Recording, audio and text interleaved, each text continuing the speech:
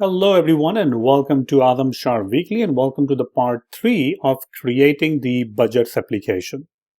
So last time, if I run the application, you'll see that we can add a category, and I've added a couple of categories like food and vacation. And I can go to food and I can go ahead and add some sort of a food, let's say grocery like cookies, $10, and everything is working okay. All right. Now we can go and refactor a couple of different things. The first thing we can refactor, if you go to the content view, which is responsible for displaying all the categories, you will see that I've created the fetch request right there inside the content view. And once again, the view is the view model, but that does not mean that you should put like your network request over here, all that stuff. That's a different story. So how can we take this out? Currently, at this point, we actually don't really need to take it out. And the reason is that I don't really plan to display categories in a different view. But let's just say that I want to move it somewhere. What should I do at this point? So one of the things we can do is we can go ahead and create a new folder. I will call it models. And I will add a budget category model. So, but I'm not going to name it budget category. I'm just going to name it budget category plus core data class. Now, you can name it anything you want. The reason that I'm naming it core data class is because this will be my actual core data class. But wait, if you go to the content view, you will see that I think we already created the budget category. That was automatically created from core data. Well, we're going to tell core data, don't create the class, but put the properties of the class, which includes the title or the name and the amount, but put it somewhere else. And okay. So let's go to the models. And now we can go ahead and define our class. And you'll see that why we are doing that in a moment. So I'm going to go over here and I will create a public class, budget category, ns manage object, and that's it. And make sure that you decorate it with Objective-C budget category so that your core data system, the core data framework, can actually read it as the core data class.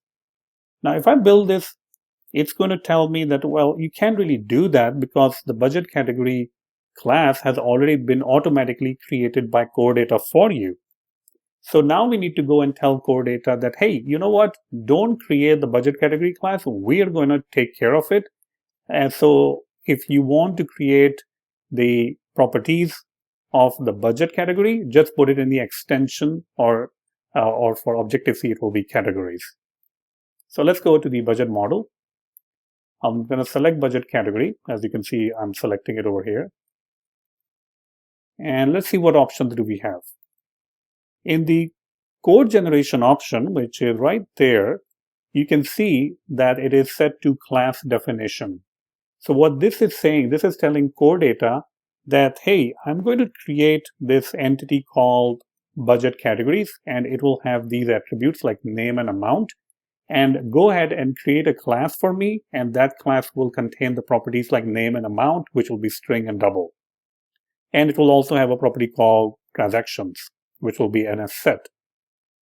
So what we want to tell core data is that don't create that class. We are going to create that class, but create these properties and all the relationships and everything and put it in an extension. So we don't want the class definition. We want the category or extension. Now, if you change that and if you try to run it or build it, it's still going to tell you the same error, right? So one of the things you can do is go to the product and you will select clean build folder and now try to build it, and now it succeeds. All right. So now what you have is that you have created the budget category class. This is the actual budget category core data class that you have created. You don't have to create the properties like name and amount because core data will take care of that. But what we want to do in this budget category class is that we have complete control. So if you want to add some additional properties to it, you can do that. So what I want to do is I want to create an additional property called all. which simply means that it's going to give us the NS fetch request, and that is what it's going to return us. So request equals to budget category dot fetch request.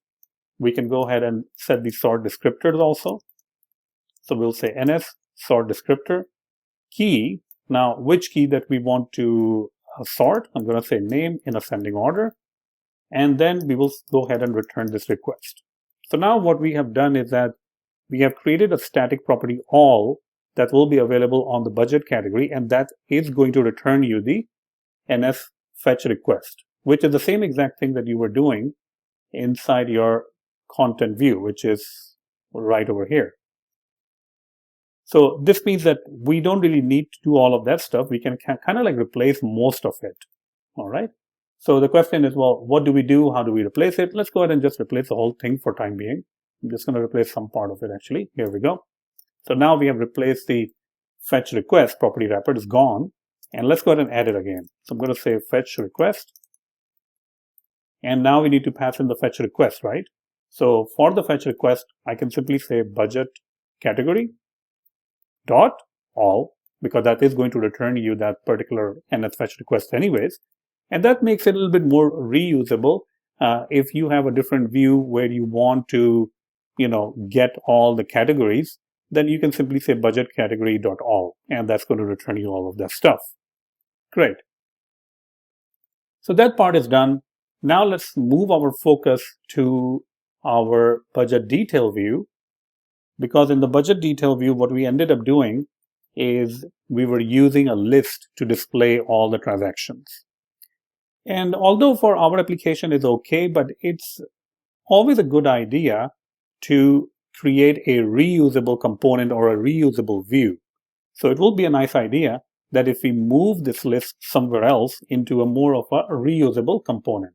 So I'm going to go ahead and create another view, and we will simply call it transaction list view. So this will be a SwiftUI view. I'll call it transaction list view. There we go. Okay, so it's a plain kind of like a view, transaction list view. Great.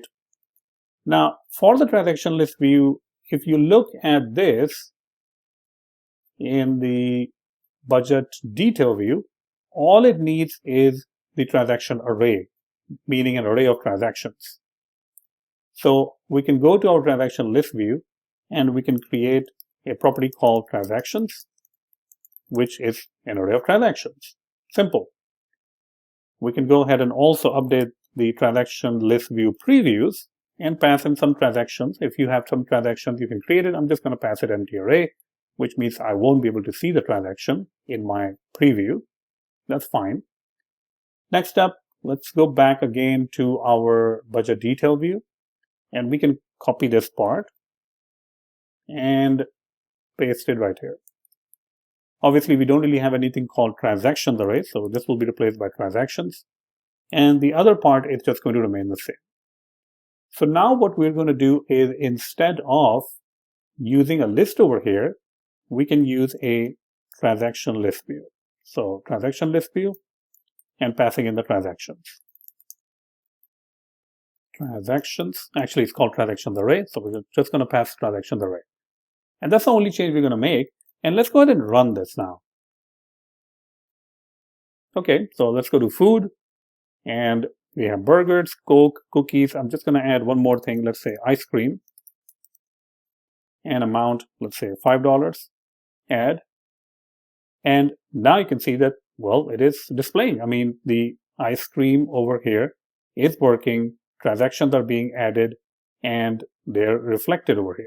So what we have done is we have made it much easier for transaction list view to, or we have created this additional view, transaction list view. And if we want to change something, we can simply go to transaction list view and change it over there.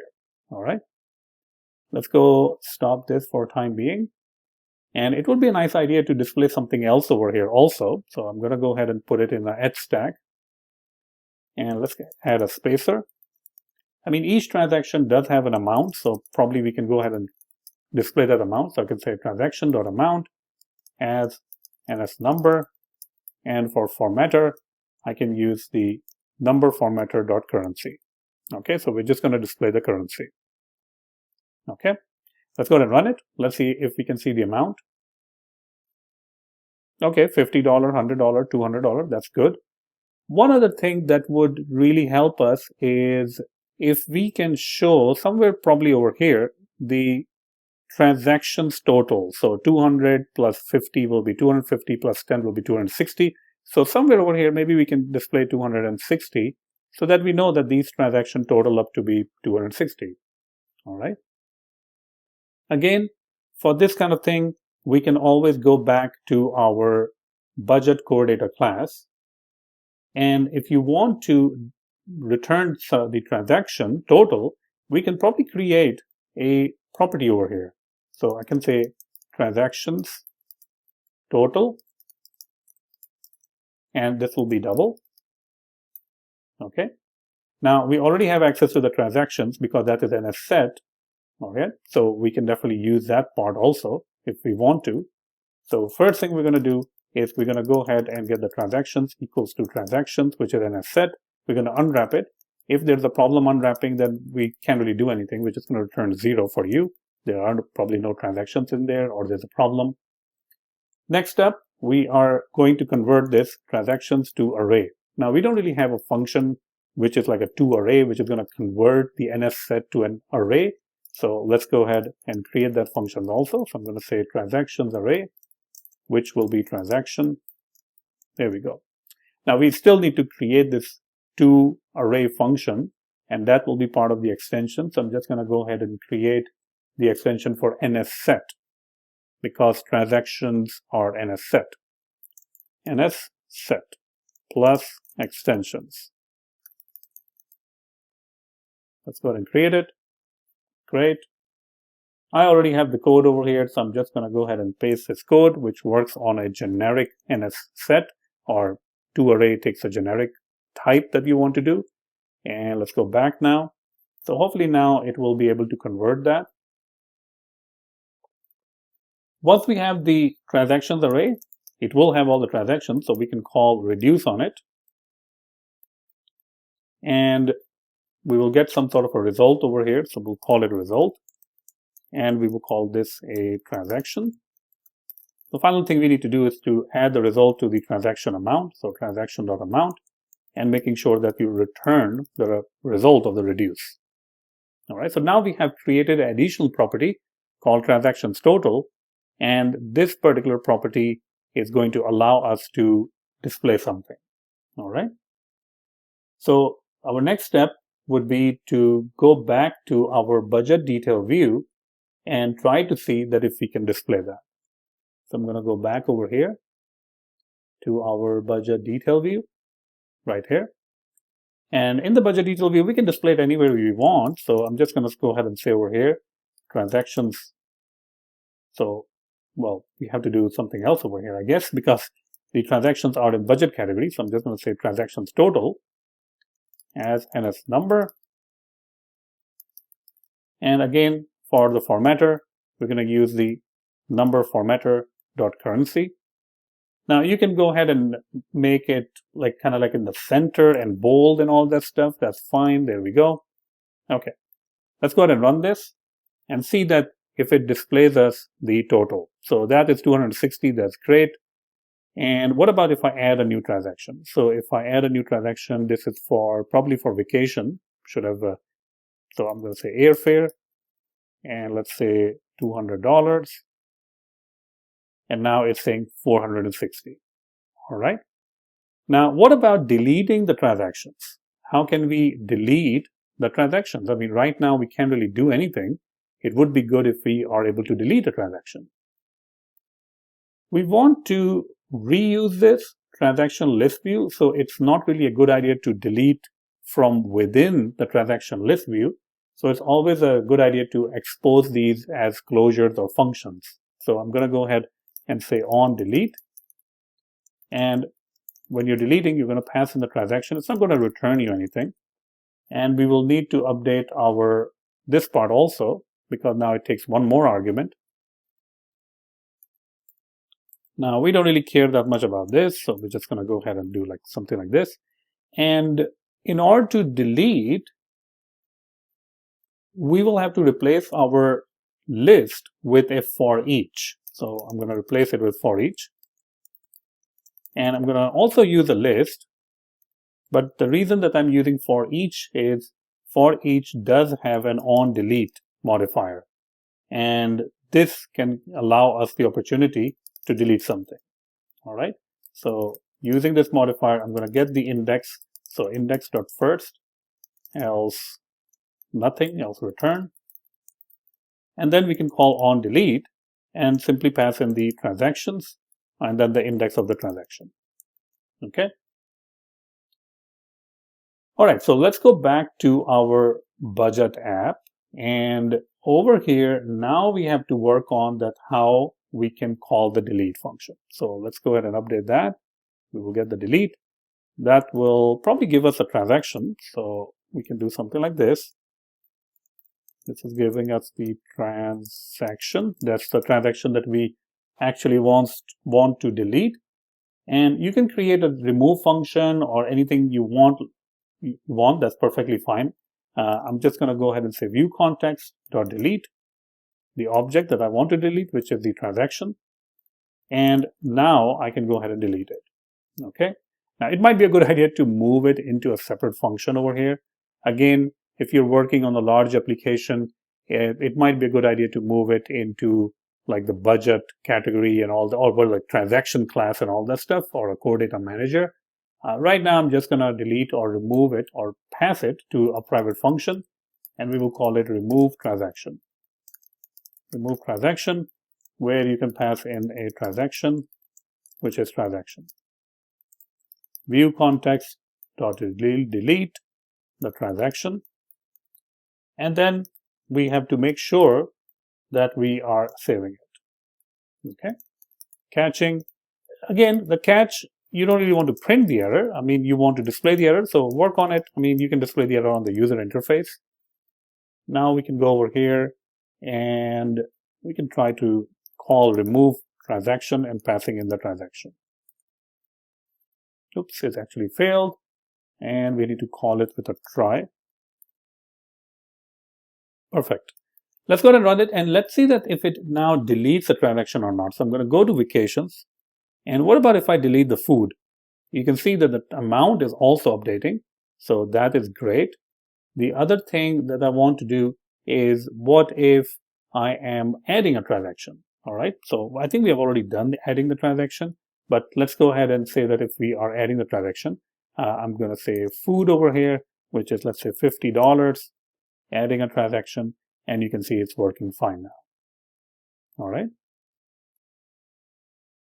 So there you have it. We have created our budget application where you can add a category, and each category can have transactions. We have created a budget category as an extension class also, so that we can move all the stuff over there. I think there was one view where I wrote that we can remove that part, like this one, right? So we can actually start removing this. I think we already removed it, but let's go ahead and remove this part because we wanted to remove this and see. I don't think we're using it somewhere. Okay, so we are using it somewhere right over here. So instead of transactions array, what about if we say budget category dot transactions array, like passing the array of the budget transactions? All right. So let's go back a little bit. And I think that's going to cause some issues, but let's go and copy this part and go to our budget category. Okay, so all we are doing is we're simply converting our transaction, which is in a set, to a transactions array. Okay, so now if I go back again and stop using this property, because this property is now part of the budget category dot, and where is it? Oh, I think I made it private, so make sure it's not private, and transaction array. Okay, now if we run this, because that will be the logical thing to do, right, to move the transaction array also in the budget category extension. Let's see what happens. So if I go ahead and go to vacations, okay, looks fine. What about if I delete food? Okay, looks fine. And the final test is to add something. So again, I'm going to say burgers, and I'm going to say $10. Okay, everything looks great. I mean, everything is working perfectly fine now, right? And we have moved everything to our budget category stuff. Now, I think eventually you can also move the remove function also to the budget category. You can also do that if you want. That's perfectly fine. So, you can work on that if you want. I think in my application over here, I'm just creating, where is it? Over here. I'm just creating the remove function over here, but I think it might be a good idea to move it into the transaction core data class or budget core data class if you're deleting a budget and so on. All right. So there you have it. We have created the complete app where you can add a budget category, and each budget category can also have transactions. So hope you have enjoyed it. Thank you so much. And check out my courses. That will be right there in the YouTube description. And if you feel like it, there should be a button on the YouTube video saying thanks, and you can donate something so I can drink some more coffee. Thank you so much.